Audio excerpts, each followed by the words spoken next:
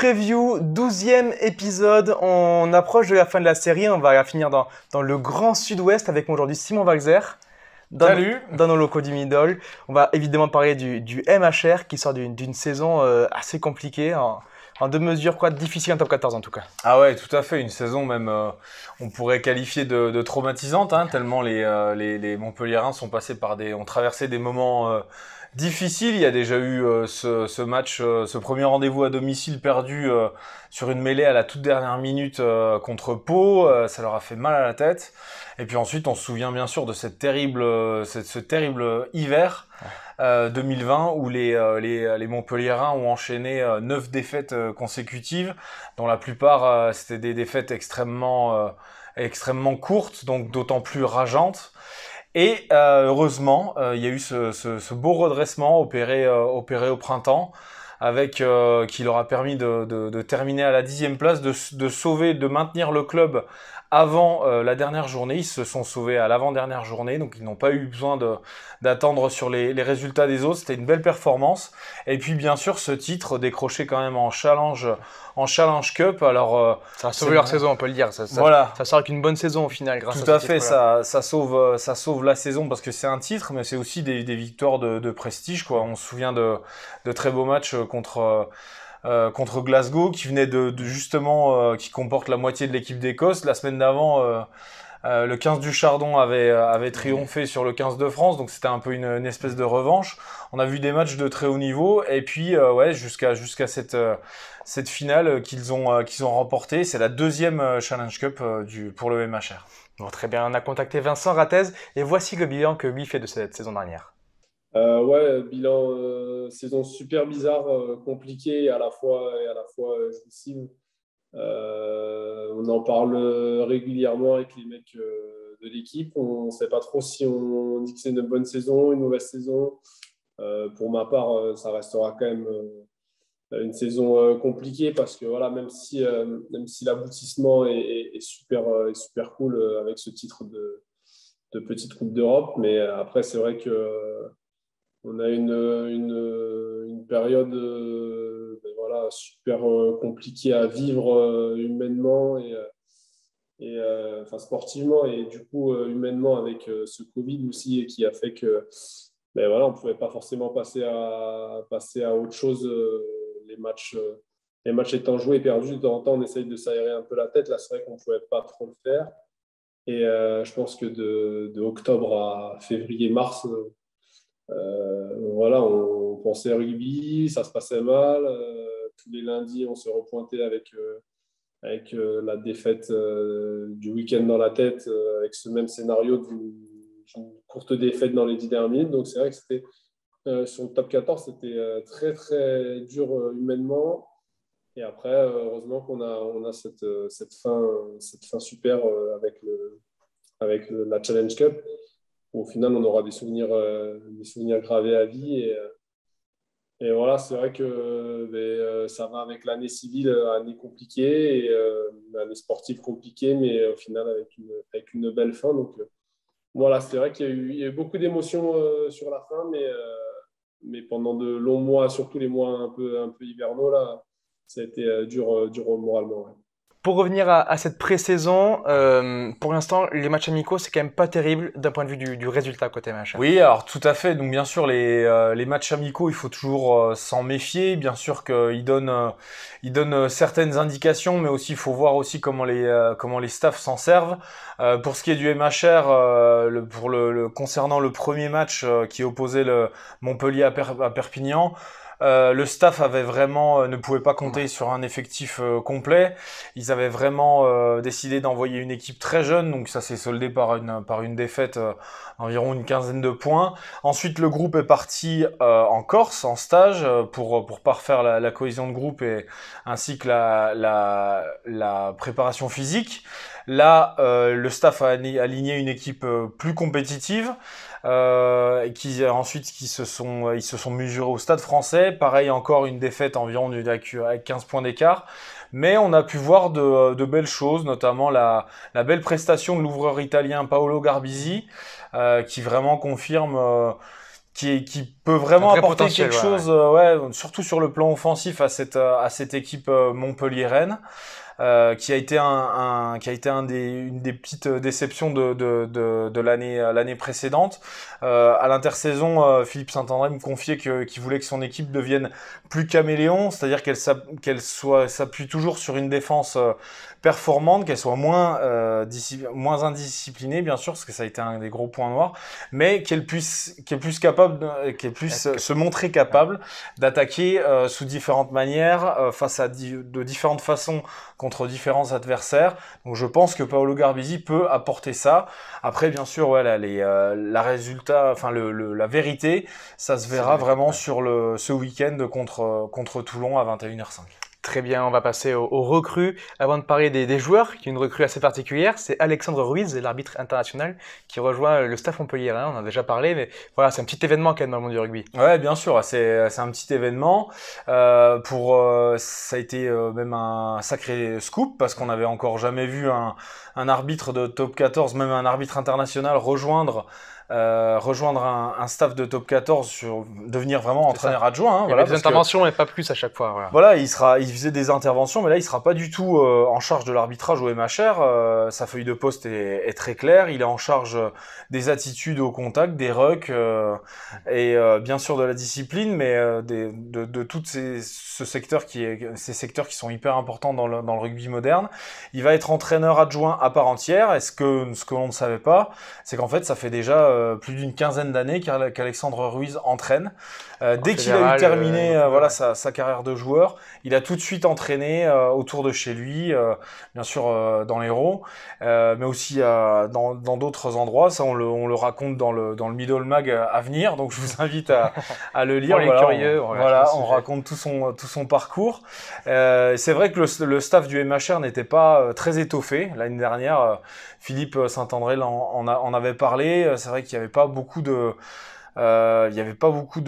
membres. Là, avec l'apport d'Alexandre Ruiz, donc qui sera en charge de ces secteurs, plus de Bruce Rayana qui sera en charge des skills et du jeu au pied, ces deux hommes vont permettre à Jean-Baptiste Elissalde en charge des 3/4 de la stratégie et Olivier Azam des avants et de la stratégie de se concentrer sur leurs tâches. Ouais. Donc voilà, c'est vrai que le MHR s'est renforcé au niveau de ses joueurs, mais surtout au niveau de son staff. Alors les joueurs, maintenant on va en parler. 11 recrues au MHR. On va en dire un petit mot sur chaque. On commence avec la première ligne où ils ont signé Malika Madache, Henri Thomas et Jérémy Moroir. Qu'est-ce que tu peux nous dire ? Tout à fait. C'est des recrutements qui vont permettre d'apporter vraiment de la profondeur à cette première ligne.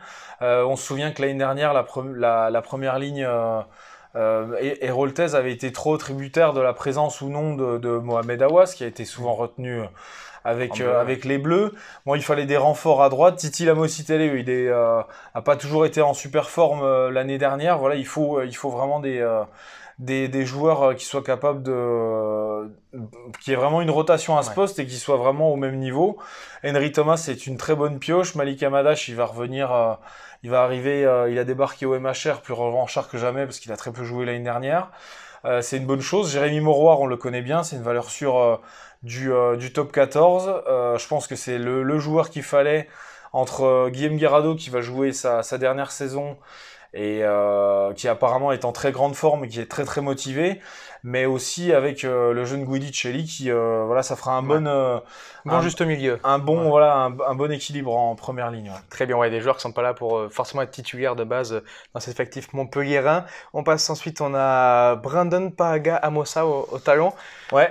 Alors ça c'est la belle prise, seulement on le verra pas tout de suite parce que pour rappel c'est le talonneur des Wallabies, donc il est actuellement occupé à disputer le Rugby Championship avec l'Australie. C'est tout simplement le talonneur titulaire des Wallabies. Voilà, c'est un joueur solide, vraiment bon lanceur. Moi, je trouve il pouvait regarder ses vidéos. Il a joué les trois tests contre. Pour ceux qui ont regardé la tournée, vous l'avez déjà contre la France. Donc oui, vous le connaissez bien. C'est pareil là, ça a vraiment donné 4 talonneurs de bon niveau pour le MHR. C'est une bonne chose. Très bien. On a ensuite Marco Tolègne, le Bordelais qui arrive. Ouais, Marco Tolègne, numéro 8, avec Zach Mercer aussi. Philippe Saint-André avait besoin de numéro 8 parce que là, en cours d'année dernière, il avait perdu Louis Picamol parti à l'UBB. Caleb Timou avait fait une bonne saison, puis il a décidé de prendre sa retraite. Donc Alexandre Béconnier avait été déplacé à ce poste-là, alors que lui, il est plutôt troisième ligne L. Mais son profil gratteur, en fait, permettait de rajouter tout simplement un gratteur en troisième ligne. C'est pour ça qu'il a fait quasiment toute la deuxième moitié de la saison en 8. Mais là, on a deux sérieux clients vraiment et spécialistes à ce poste. Voilà, Marco Tolègne, Zach Mercer, des joueurs capables de jouer devant la défense, dans la défense. Petit avantage de puissance peut-être pour Marco Tolègne qui a un gabarit vraiment supérieur. Avantage par contre vitesse pour Zach Mercer qui est vraiment un super joueur pareil là aussi qui risque d'apporter un vrai plus au niveau offensif parce qu'il a d'excellentes mains. J'en parlais avec le manager Philippe Saint-André. Il cherchait vraiment ces profils de joueurs offensifs capables de remonter les ballons aussi. Tolègne et Mercer, avec les nouvelles règles, auront vraiment beaucoup de boulot pour couvrir le troisième rideau et seront amenés à remonter ces ballons. Donc c'est bien que les Mercer se soient armés vraiment en conséquence à ce poste-là. Ouais. Voilà, Mercer qui arrive donc de basse de la première équipe.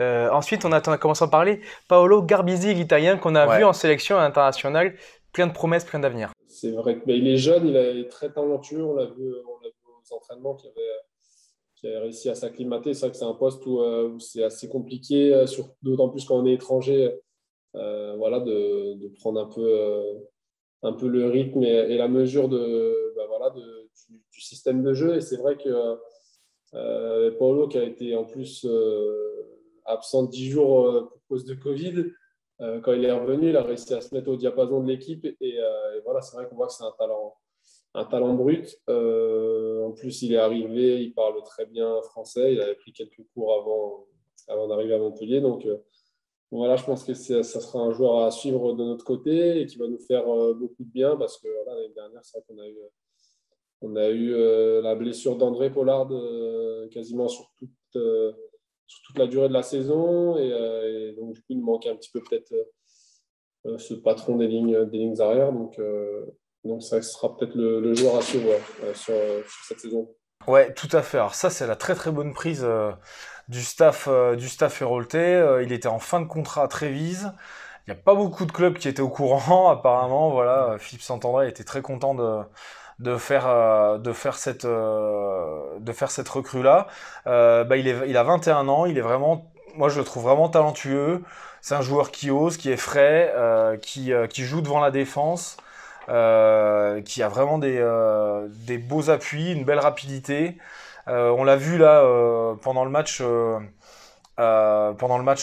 amical contre le Stade Français. Il ose quoi, voilà, il ose des grandes diagonales au pied, il prend les intervalles, il joue. Je pense que ça peut vraiment vraiment donner un coup de fouet à l'attaque montpelliéraine, vraiment. Ensuite, au centre, on a un nom qui débarque quand même, Geoffrey Doumerou, on ne le présente plus en top 14. Bien sûr, retour au Bercail pour Geoffrey Doumerou, ça faisait bien longtemps qu'il était parti après ses aventures au Stade Français à La Rochelle. Geoffrey Doumerou, c'est un mec hyper sûr, un international qui a beaucoup d'expérience, qui connaît très bien la Coupe d'Europe, que le MHR va disputer, dans lequel il aura un sacré programme, on va en parler plus tard. C'est pareil, c'est un joueur d'expérience qui va certainement bien épauler d'autres joueurs. Après, le MHR a vraiment de quoi faire au centre, c'est une bonne chose aussi. Là aussi, il y a une belle profondeur d'effectifs. Il y a Arthur Vincent, il y a Yann Serfontaine qui a fait une saison exceptionnelle l'année dernière. Yvan Reillac, et puis sans compter tous ceux qui sont polyvalents, qui peuvent glisser de l'aile au centre, ça offre une belle profondeur. Très bien. Ensuite, on a Pierre Lucas qui débarque. Ouais, c'est ça. Alors Pierre Lucas, il a peu joué à Perpignan. Pour faire la rotation aussi, comme alors pour faire la rotation, peut-être plus. Moi, on m'en a dit beaucoup de bien. Alors pourquoi il a peu joué à Perpignan ? Tout simplement, à partir du moment où un joueur annonce qu'il va quitter le club, forcément le staff ne compte plus vraiment sur lui. Et c'est pour ça en fait qu'il a peu joué. Mais bon, un jeune joueur à suivre, voilà. Qui nous arrive de l'USAP et qui doit apporter de belles qualités aussi à la ligne d'attaque. Autre joueur qui arrive de Pro D2 dont on dit beaucoup de bien, c'est Joshua Vissi, Columérin. C'est ça, ouais, ça a été un peu le phénomène ça a été un peu le phénomène à Colomiers. Il nous avait fait, j'ai plus exactement, je sais plus si c'était la saison dernière ou celle ou la Il y a eu les deux. précédente. Là, il y a 2 saisons, quand Il y Colomiers a est 2 premier, saisons, il ça a porte été vraiment vraiment le l'équipe. Ouais, phénomène. voilà. Voilà, là, ça, on s'est dit, mais qui c'est? Ouais. Et après, je pense que les défenses l'attendaient un peu plus. Mais pareil, ouais, c'est un bon, on va voir s'il va être capable de s'adapter au niveau du top 14. Mais comme on l'a dit,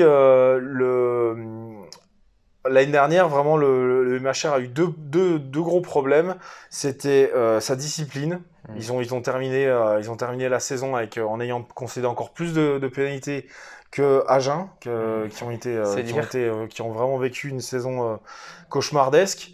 Et c'était vraiment un manque de puissance de frappe, quoi, par rapport à tout le talent qu'ils ont dans leur ligne d'attaque. Le MHR aurait dû après, ils étaient, bien sûr, on sait, c'est la saison qu'ils ont connue avec tous les doutes et tout ça, et on sait que dans ces moments-là, c'est difficile d'être ambitieux dans le jeu, de se faire des grandes sautées, bien sûr, mais par rapport au talent qu'ils ont, vraiment, je pense que cette équipe peut marquer beaucoup plus d'essais, et Vichy, comme d'autres, doivent apporter ça, quoi. Et on termine du coup avec le borgne de Toulon, Daku Waka qui débarque, un sérieux client aussi. Alors, ouais. Alors, Daku Waka, on va voir où est-ce qu'ils vont le faire jouer.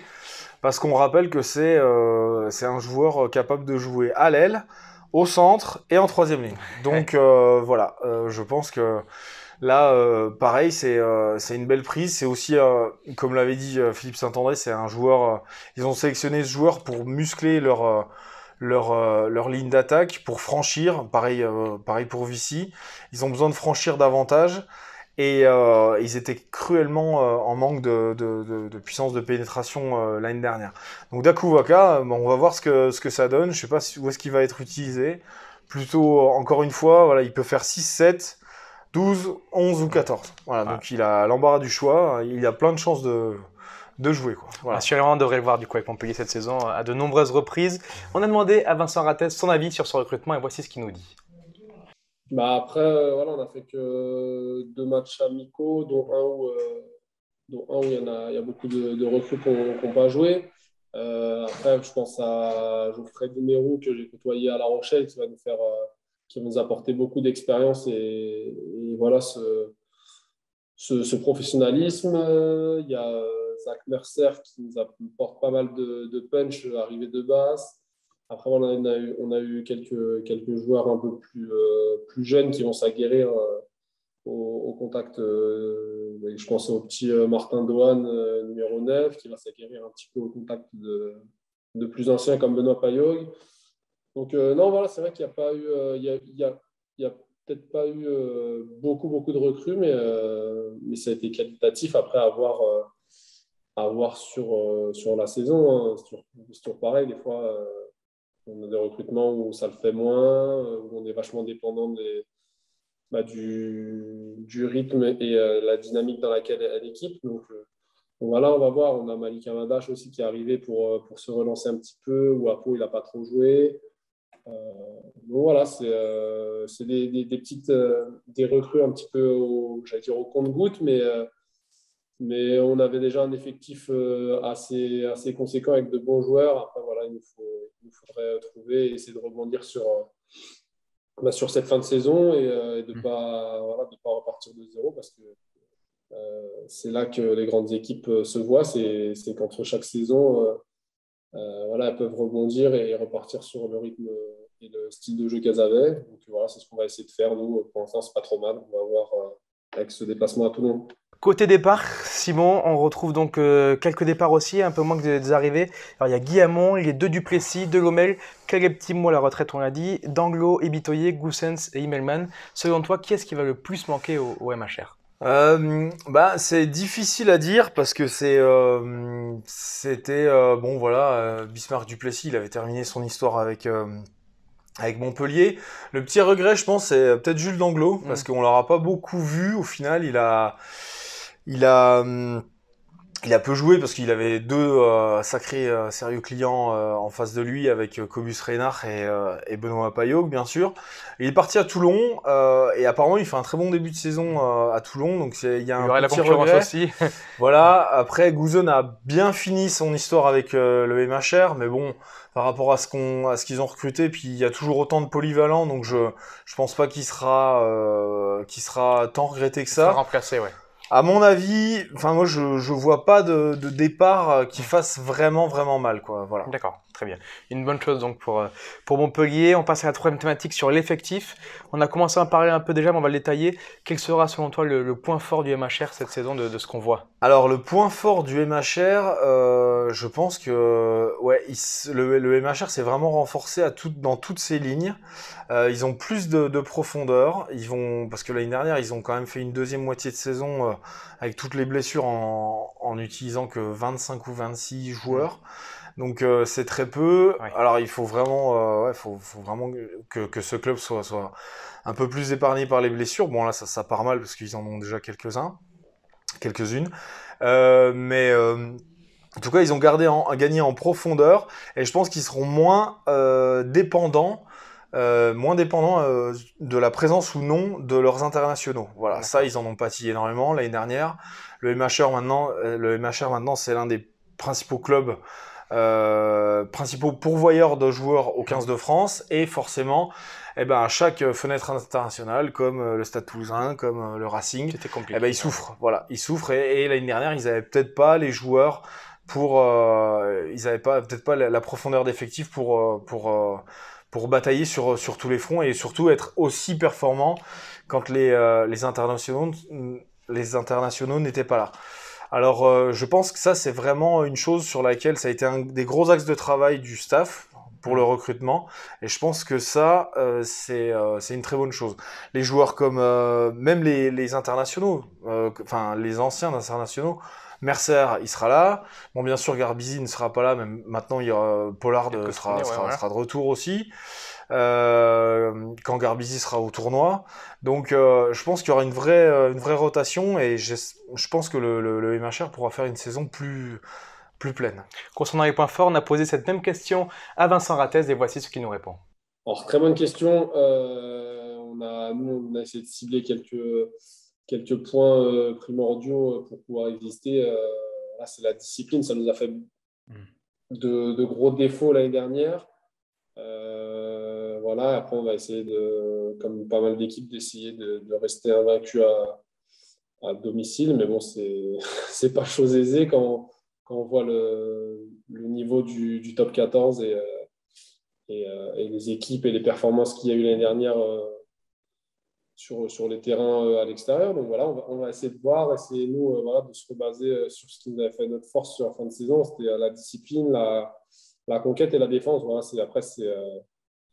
normalement, c'est un petit peu les 3 points principaux sur lesquels, si tu veux espérer un petit peu et jouer le haut de tableau, faut être intransigeant là-dessus. Donc, on va essayer de garder un petit peu ces 3 points en étant bien discipliné et de bien faire ça. Et après, on va voir si le jeu peut un peu se développer un peu plus. On verra si on commence bien le championnat aussi. On se bride un peu moins du coup. Donc, je pense que ça se verra un petit peu au fur et à mesure des matchs. Mais pour l'instant, on va rester sur cette base-là, conquête, discipline et défense pour gagner nos matchs.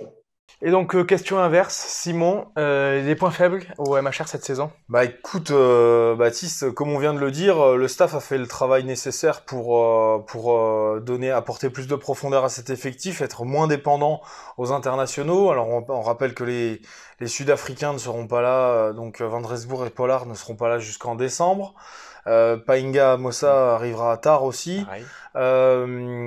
Donc moi je vois pas de problème si ce n'est bien sûr que la poisse, parce que il semblerait que Montpellier soit déjà touché par des blessures.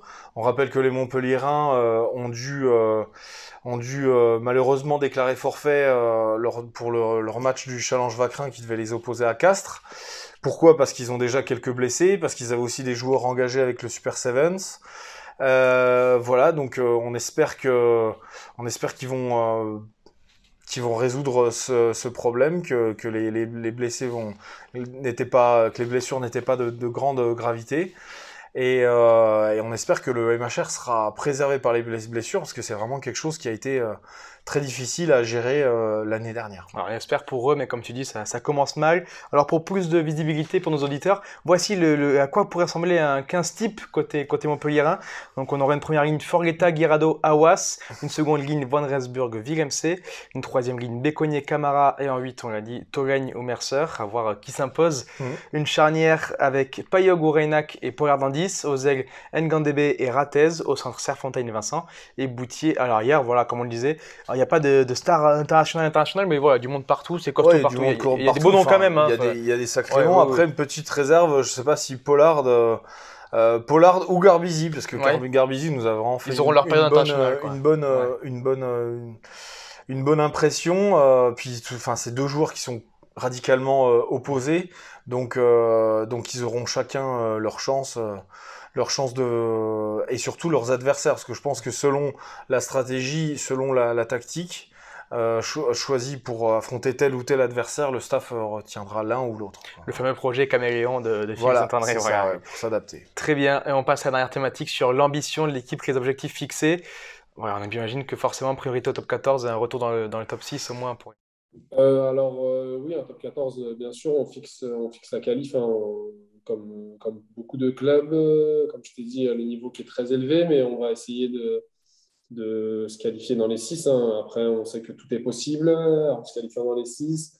Donc voilà, je pense que c'est pas avoir trop d'ambition au vu des qualités qu'il y a dans ce club et de l'histoire du club. Après, on le sait que ces dernières années, ça devient de plus en plus compliqué. Il y a 10 clubs qui jouent quasiment les titres. Donc voilà, le top 6, on va essayer de se qualifier parce qu'on ne l'a pas fait l'année dernière et je crois que c'était la première ou deuxième fois que ça n'arrivait pas dans l'histoire du club depuis qu'ils sont en première division. Et après, en Coupe d'Europe, on va voir. On a une poule assez difficile, donc on va jouer les matchs à fond. Hein, et en fonction des deux premiers résultats, je pense qu'on avisera un petit peu. Mais ce qui est sûr, c'est qu'on n'y va pas pour faire figuration. Après, voilà, on sait qu'il y a deux gros morceaux dans notre poule. Et je pense que je ne suis pas dans la tête des coachs, mais au vu du résultat du premier match, de toute façon, en général, tu sais si tu as potentiellement la chance d'aller plus loin ou si c'est fortement compliqué. Donc, on va voir. Je pense qu'on va jouer les deux premiers matchs à fond et en fonction de nos résultats. Voilà, la Coupe d'Europe, c'est vrai que c'est très dur, mais c'est une compétition où tu peux faire de très belles choses en peu de matchs par rapport au top 14. C'est un marathon, tu vois, c'est sur 11 mois. Il faut être vachement régulier. C'est vrai que la Coupe d'Europe, en 6 matchs, tu peux presque être champion. Donc voilà, je te dis, on verra les deux premiers matchs, comment ça se passe. Et en fonction, soit je pense que le club la laissera tomber si on n'a aucune chance de se qualifier. Et si on peut rêver, voilà, on jouera à fond. Et comme l'année dernière, on verra ce qui se passera. Bien sûr, ouais, pour en avoir parlé avec le staff là durant l'intersaison, leur priorité, bien sûr, c'est pas le maintien. Ça, c'est terminé, c'est enterré. Et ils espèrent ne plus jamais revivre un pareil calvaire. Non, bien sûr, c'est de retrouver le top 6, quoi. Voilà, là où Montpellier, au vu de son effectif, la qualité de son groupe, tout ça doit figurer, quoi, tout simplement. Le staff s'est renforcé. Maintenant, en plus, ils vont vraiment pouvoir se partager. Voilà, ouais. Ils se sont structurés. Il y a plein de jeunes joueurs qui arrivent aussi. On l'a dit, ils ont beaucoup plus de profondeur. Ils paraissent armés, même pour figurer et en top 14 et en Coupe d'Europe, et ce, même si lors des périodes internationales.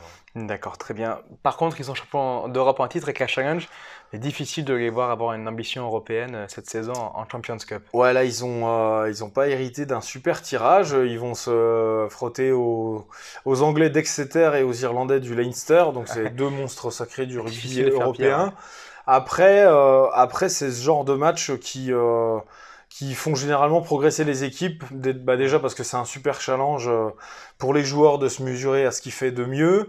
Ça peut contenter aussi bien sûr les supporters qui vont être enthousiastes d'aller à l'idée d'aller au stade pour voir d'autres stars internationales.